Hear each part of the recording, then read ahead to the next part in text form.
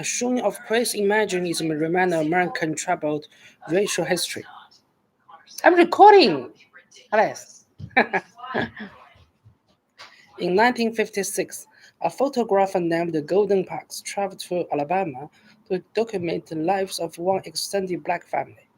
The Thorns lived under Jim Crow, the oppressive body of laws and customs in states of the old Confederacy that enforced the separation of the race and designed full citizenship to the documents of slaves.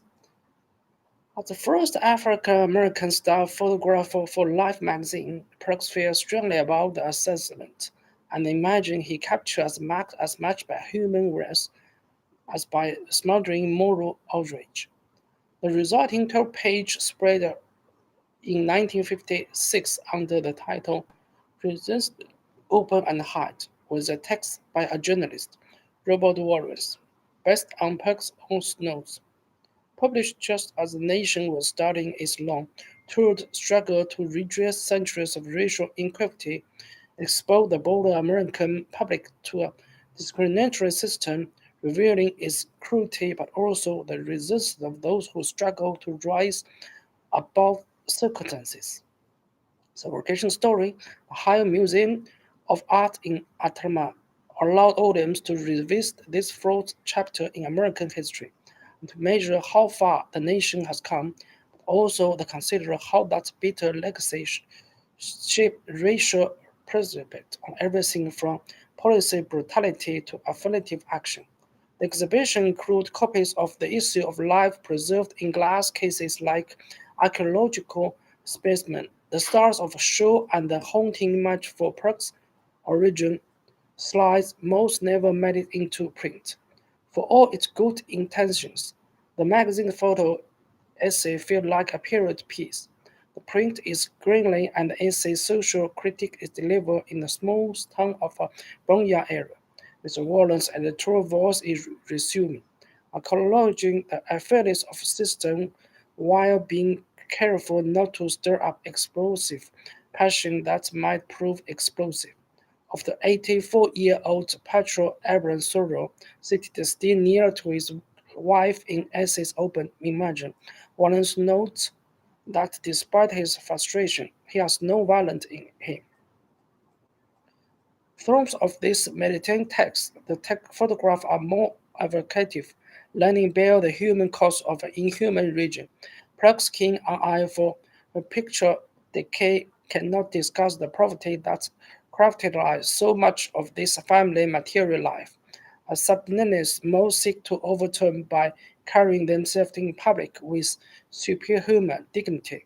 One of the most preeminent imagine a gorgeously attired Joan Wilson, daughter of the Ada Thornton, and her young niece stand outside the door to a cinema that is marked with a neon sign that says colored entrance. How much it cost him to keep up appearance is suggested by the tiniest of detail.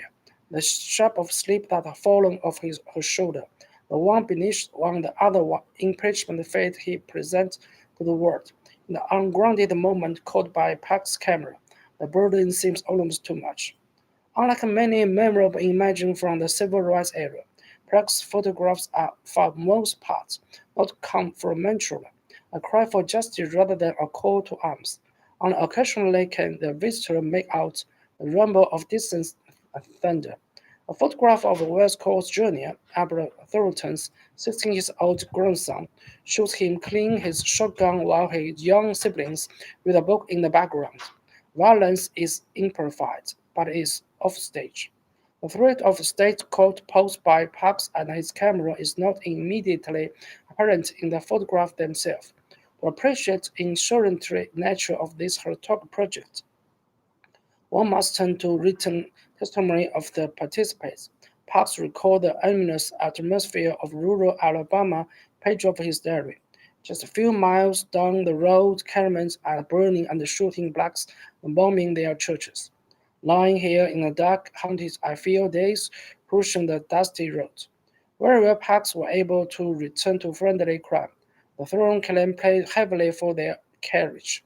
Ellen Lane Kojo, a teacher in all-black school, was filed and her husband forced out of business.